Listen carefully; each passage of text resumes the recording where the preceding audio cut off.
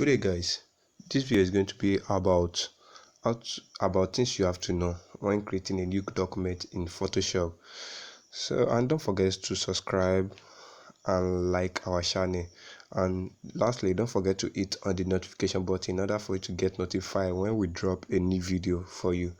Then let's continue. Click on the create new button. Then when you click on the create new button, a new interface is going to show up. So when the new interface is up, the next thing you have to do is I wanted to tell you the next thing you have to do here when you wanted to create a standard document. And this is the background of your work. So if you not make this one to work well, your job is going to be, the faces is not going to be good. So let me just explain what everything here is all about in order for you to know when creating a new document what you have to do and what you should not do. So here is about the recent file. As you can know, if the recent file, anything recent is talking about previous work or something you've done before. That is the meaning of recent. So really recent here is talking about the custom, the size you've provided before to your former job. So all the size will be here. You can click on anyone. Then the save here is talking about the work you've saved. Maybe you have the one you've saved. That is it. Then this other one here are also size, and they are being labeled. So you can choose anyone you like according to your taste, according to the work you are doing, according to the design you want to make. So there will be a video for you guys in order to know which size you'll be using while creating a Instagram picture or image or design, while creating a Facebook design, and many more, while creating a flyer, a banner. There'll be a video on that. It will come very soon, but we haven't done the time yet. So let's continue with this. The next thing you have to know here is the title. You see here is the details, is the present details. So you can just click the present details anyhow. For me, I might just put CA. As you can see, that is CA there. So it has already written it. Then it's already written there. The CA is there. Then here, we've said it earlier. Here is the width of your document. And here is the height of your document. Anyhow you want it to look like. And here is the orientation. We have the landscape orientation and we have the portrait orientation. And here is the unit of measurement. All the unit of measurement are here.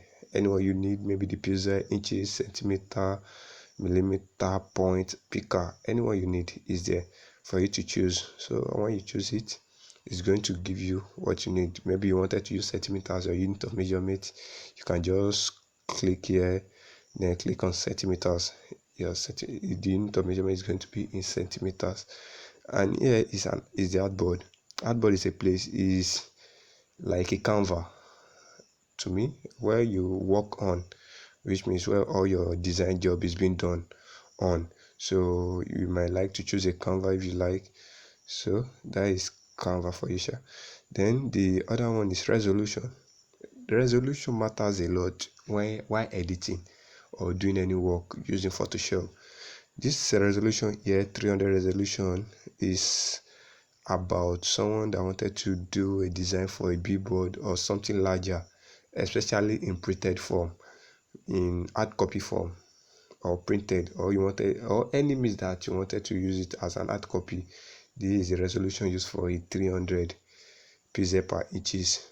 So if you wanted to do any job that is going to be on screen, maybe it's going to be on Facebook or any digital work you wanted to do, 72 pixels per inches is okay for it. You can use 72 pixels per inches for any of your digital work.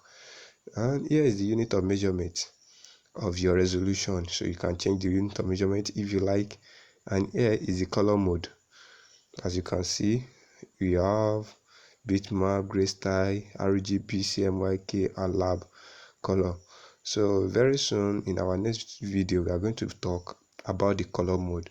What you have to know about the color mode. Knowing about color mode is very essential while editing. In order for you to be a professional designer or editor or photographer, you have to know about color mode. So, and here are the bits of the color mode. Maybe you want it to be in 8-bit, 16-bit, 32-bit, anyone you like. You can just put it, not just you like, anyone that best fits your document. I just click it, but we'll be using 18. And here is your background content, white. And you can also choose black if you like. It's going to change. And if you think you don't like any of the option here, you can change it yourself by clicking on this. So if you click on this, it's going to bring this panel. So when you bring this panel, you can just choose any color you like. Maybe you wanted to choose red, so let's choose red for example. Then click OK. It's going to, you see, it has already changed it. And here is the advanced option. The advanced option here is all about the color profile, and the color profile too really matters. So there'll be a video on that too for those that don't know about the color profile. So you have to wait for our next video and follow us up, because we'll be talking about things you have to know in Photoshop in order to be a professional. So when you click the color mode, it's going to bring all the color mode we have. Like this one is working RGB color, as you can see.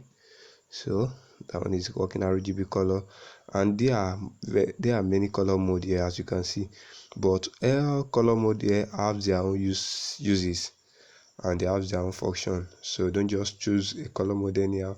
You have to make a research before choosing a color mode, so that your work is going to be neat and it's going to look good when it's being printed out or when it's being finished. Maybe after you save it, in order to let your work to look very good, you have to choose a good color mode, color profile for it. So here is the aspect ratio, like pixel aspect ratio. So you can choose the aspect ratio here, anyone you like, but for me, I do like to choose the square pixel. And I wanted you guys to know something. Using the artboard here, you know the artboard is not click. That is why the color mode option, right? That is why there are many color mode options you can click on Photoshop document. But let's try when this one is clicked. Let's check what happened to the color mode. You see, there's only two color mode available. Sorry, one color mode available. That is the RGB color. As you can see, it's only the RGB color available when the artboard is clicked. So in order for you to use more color mode, you have to off your artboard. So when you have your artboard, the other color mode is going to show up when you click it. Then after you've done all this and you've input all your dimensions and everything, all your values, and you've set up your file to your own standard or to the standard of the work you wanted to do, you can just click on the create button. You see, we've used red color the other time. Don't forget, this is the red color, this is the size this is the red color here, and this is the width, and this is the height here. Then you can now work on this.